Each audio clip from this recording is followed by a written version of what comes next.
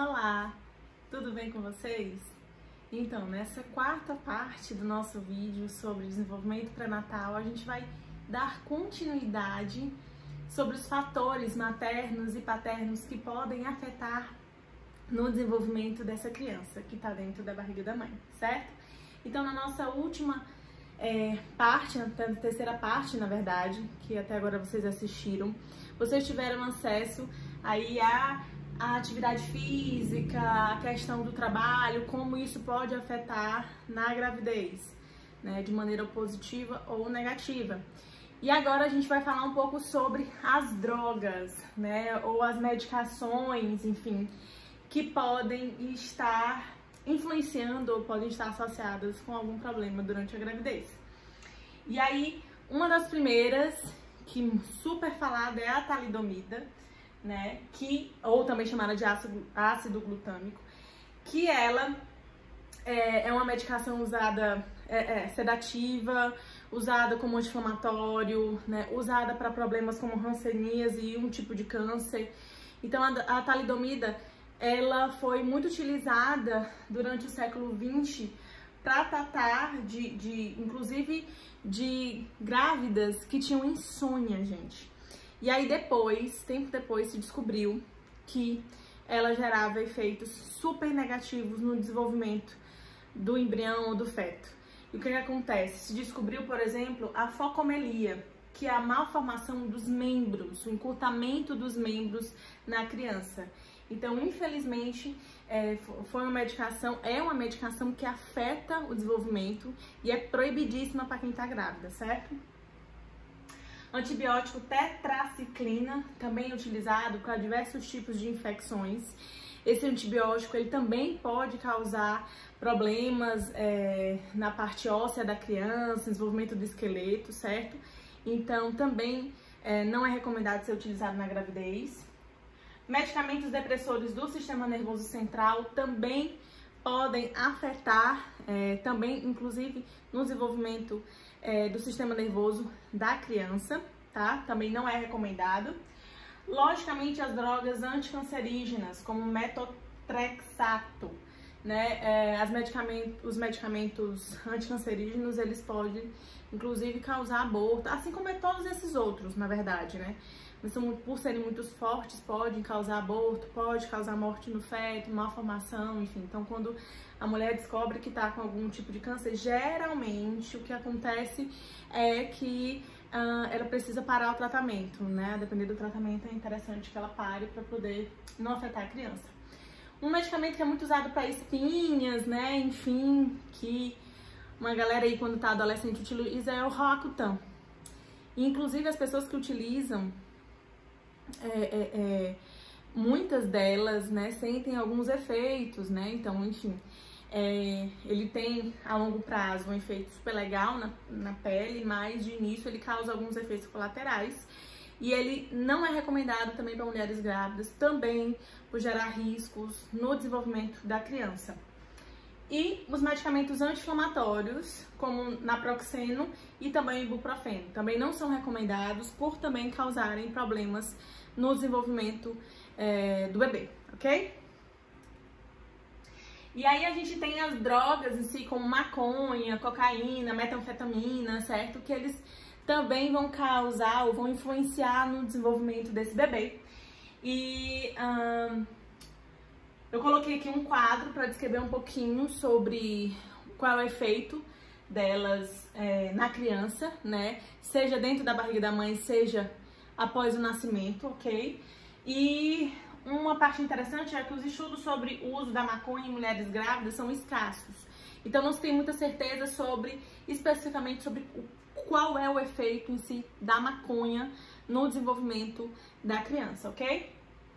Se sabe, se especula algumas coisas, mas nada muito certo, tá? Então, vamos lá. A maconha, acredita-se que ela possa gerar baixo peso, choro e tremores excessivos na criança, né? E risco de transtorno de atenção e de problemas de aprendizagem no desenvolvimento dessa criança já fora da barriga da sua mãe, tá? Então lembram que eu falei que a gente iria falar sobre alguns fatores que poderiam influenciar, inclusive, não apenas a curto prazo, mas também a médio e longo prazo, após o nascimento dessa criança. Pois é, a gente vai ver aqui. A cocaína ela pode gerar o aborto espontâneo, pode gerar parto prematuro, pode gerar retardo no crescimento dessa criança, pode gerar também cabeça pequena, quer dizer, a circunferência, né, da cabeça menor do que o que é esperado para a fase. A criança pode apresentar baixo peso ao nascer, perturbações no sono, defeitos congênitos, desenvolvimento neurológico deficiente e também problemas comportamentais na infância. Podem ser crianças mais irritadiças, podem ter problemas sérios de conduta. Então, a cocaína, como vocês podem ver, ela gera diversos tipos de efeito, né? Pode gerar diversos tipos de efeito e, obviamente, não é recomendada, né? Nem quando a gente não tá grávida, imagina isso tanto. E a metanfetamina, também, assim como a cocaína e a maconha, ela pode gerar baixo peso no bebê, né? Restrição do crescimento fetal, então vai ter problemas também no crescimento, retardo no crescimento, danos no cérebro, assim como a cocaína, envolvendo áreas relacionadas à aprendizagem, memória e controle.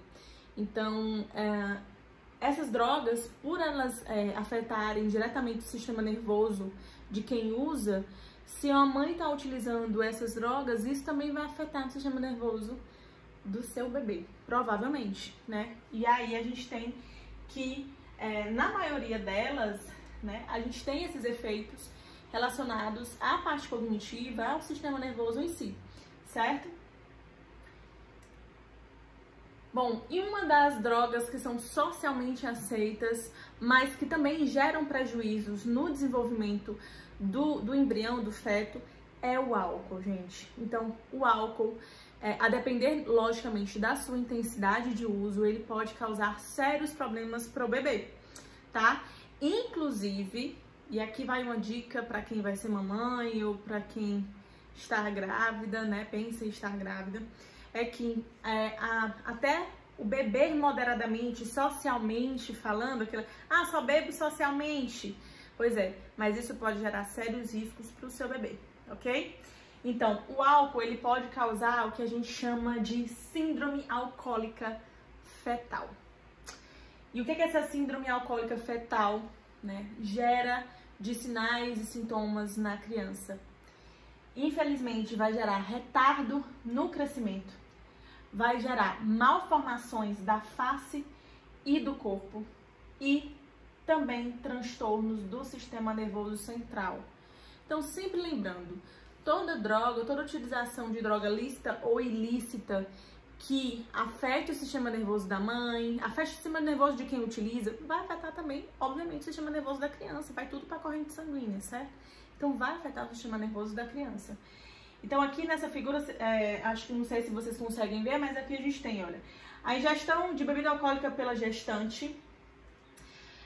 O que acontece é que o álcool entra na nossa corrente sanguínea, uma hora depois ele chega à placenta dessa mulher e se acumula no líquido amniótico, o líquido que tá envolto da criança, certo?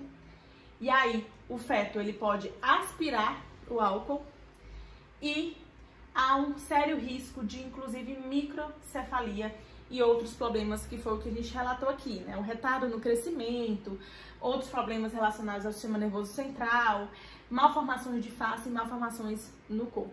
Então isso é muito sério. E aqui a gente tem uma criança, o desenho de uma criança que tem a síndrome alcoólica fetal. Então, o que acontece? Ela fica com características bem típicas da síndrome. Então, o osso do nariz mais raso, a pega da pálpebra cobre o olho, né? A cabeça menor, né? Que é o risco de microcefalia, ou pelo menos essa circunferência é menor do que o esperado.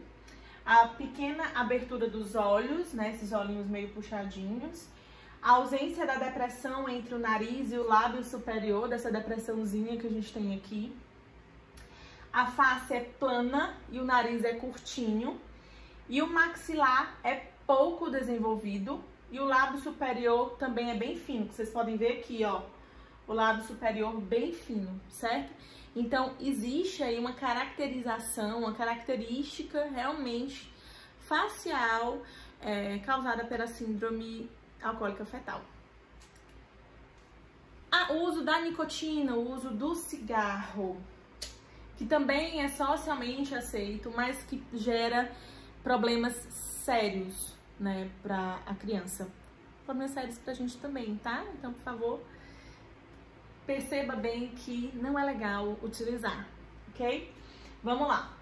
A nicotina, ela pode gerar o aumento do risco de aborto espontâneo, parto prematuro também, baixo peso do bebê, parto de bebê morto, né, parto de natimorto, morte súbita do bebê, ou seja, a mulher teve o bebê, aparentemente está tudo legal e aí acontece que ele tem uma morte súbita, problemas respiratórios e problemas neurológicos.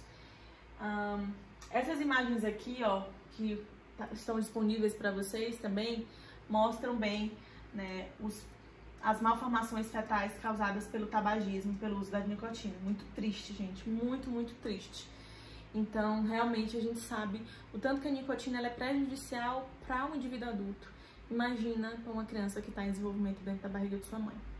Lembrando que em todas esses usos, né, em todas essas drogas listas ou ilícitas, é óbvio que a intensidade do uso, quanto mais eu uso, a maior probabilidade de ter problemas cada vez mais severos, certo? Ok? O ideal é que não se use de jeito nenhum, tá? Para não correr o risco. E a gente vai passar rapidamente pelo fator ansiedade e estresse, que eu coloquei lá no artigo para vocês. Então, a ansiedade e o estresse também podem gerar, né, problemas no desenvolvimento, ou problemas no parto, enfim, além de gerar problemas para a mãe, né? Então, antigamente a gente não considerava muito isso, os estudiosos não falavam muito disso, e lógico que a psicologia ela veio agregar nos estudos a respeito do desenvolvimento pré-natal, trazendo que sim, a ansiedade e o estresse são fatores extremamente importantes e que afetam no desenvolvimento dessa criança, desse novo ser que está vindo aí, certo? Além de afetar, obviamente, essa mãe. O que pode gerar a ansiedade e o estresse? Então, de uma maneira bem rápida, a ansiedade e o estresse podem gerar parto prematuro, né? O forte estresse entre a 24ª e a 28ª semana podem gerar aí uma vulnerabilidade maior para o autismo, e aqui eu quero colocar um asterisco bem grande, né? Não é que gere o autismo, tá, gente? A gente ainda não sabe a causa específica do autismo, então isso ainda está em estudo. Mas os estudos falam, e nesse artigo que eu dei para vocês, que eu disponibilizei para vocês, fala sobre isso, que há uma vulnerabilidade maior, né, para que possa gerar autismo, mas logicamente que somente isso não pode ser definitivo para a causa do autismo, ok?